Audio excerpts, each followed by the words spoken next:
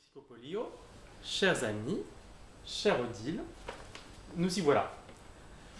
Quelques échanges avec Odile en vue de préparer cette cérémonie m'ont donné l'impression que celle-ci appréhendait un peu l'exercice. Un peu. Je tiens donc à dire, avant tout, que ce moment, s'il est solennel, doit surtout être chaleureux et amical. C'est une joie d'être ensemble après de longs mois difficiles. C'est une joie que l'occasion nous en soit donnée par cette belle distinction qui honore aujourd'hui Odile Breillet et, je peux le dire, à travers elle, qui souhaite mettre en valeur toute la librairie et le travail de son équipe.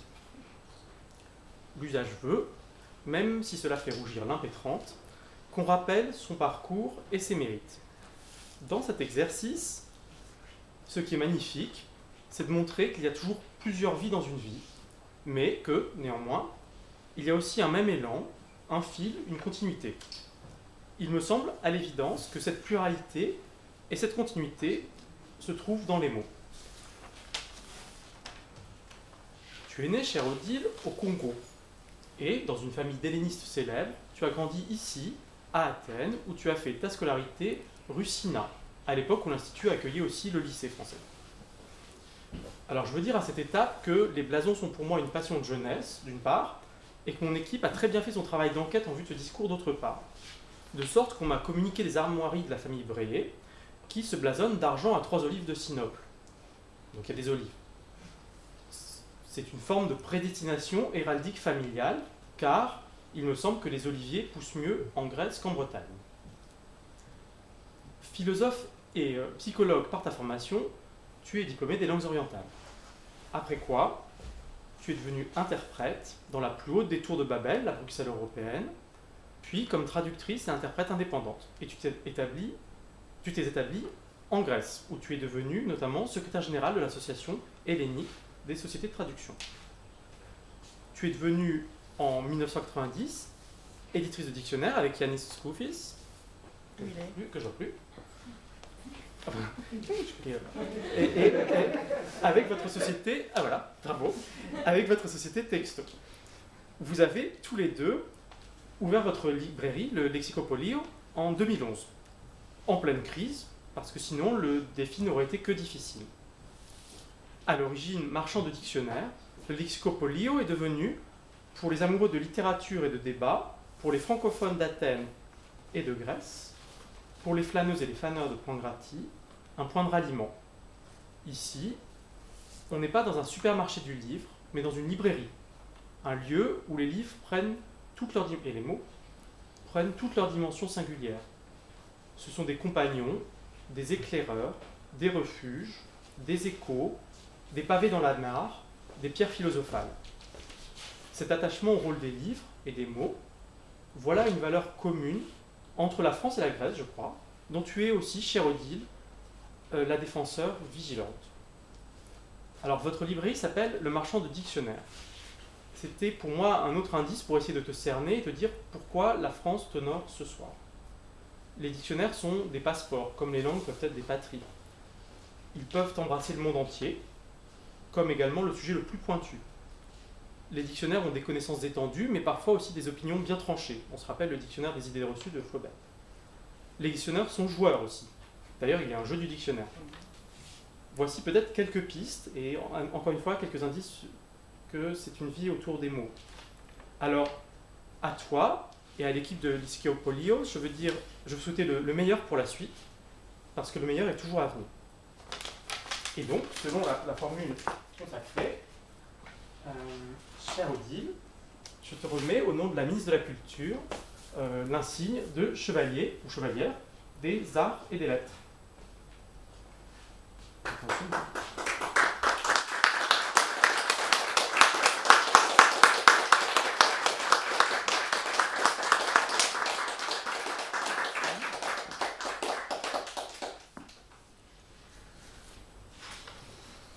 Pour quelqu'un qui n'a pas parlé en public et pris son photo, ben je suis servie ce soir.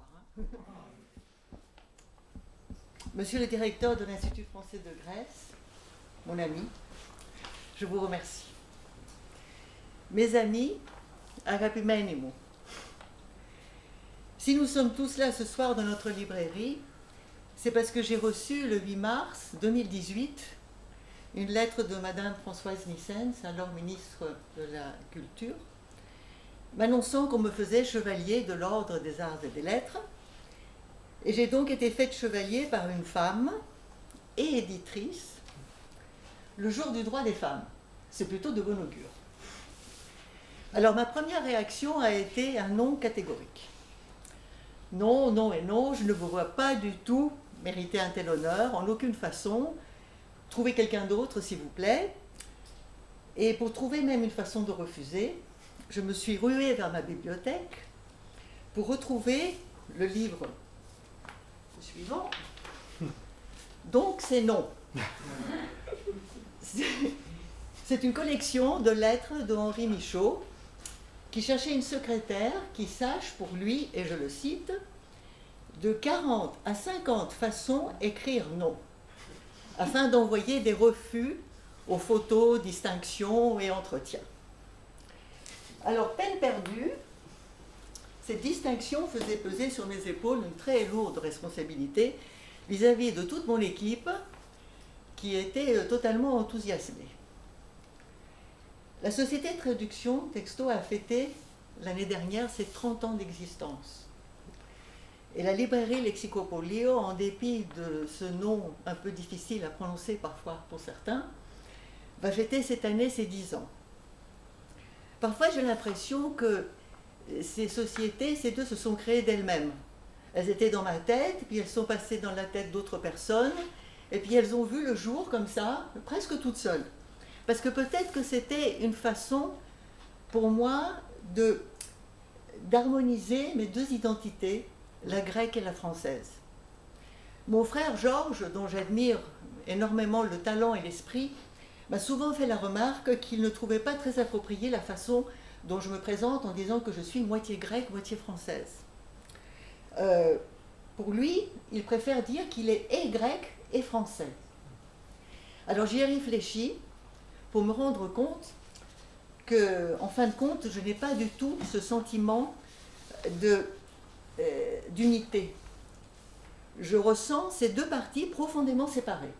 Et c'est peut-être justement à travers mon travail, à travers mes lectures, que je trouve un moyen de les faire dialoguer. Bref, schizophrène, quoi. Mais je me soigne. Quoi qu'il en soit, ces deux moitiés se rejoignent très naturellement et sans aucune difficulté pour vous remercier, notamment les institutions françaises pour leur soutien et leur amitié. Il faut dire que cette aide n'a pas toujours été au rendez-vous.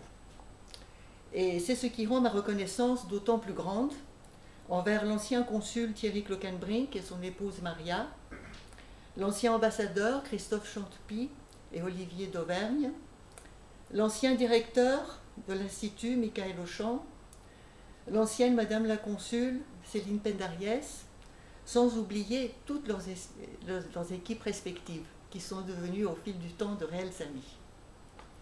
Et puis les amis qui n'ont cessé de venir, de nous rejoindre depuis le début, qui sont restés, qui ont passé des commandes, ils ont passé des coups de main, ils nous ont conseillés, ils ont pardonné nos maladresses, nos erreurs, sans jamais cesser de nous encourager. À vous tous, vous avez créé un lieu de rencontre pour les jours de mauvais temps comme pour les jours ensoleillés. Un lieu où il reste toujours naturel de se sourire, malgré les crises financières, les confinements pandémiques et autres avaries.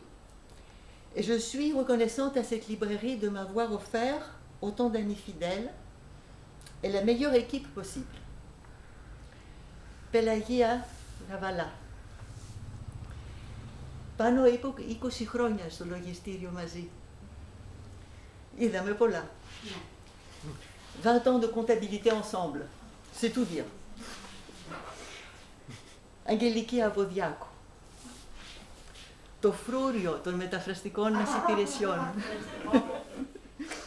Notre forteresse de service de traduction professionnelle.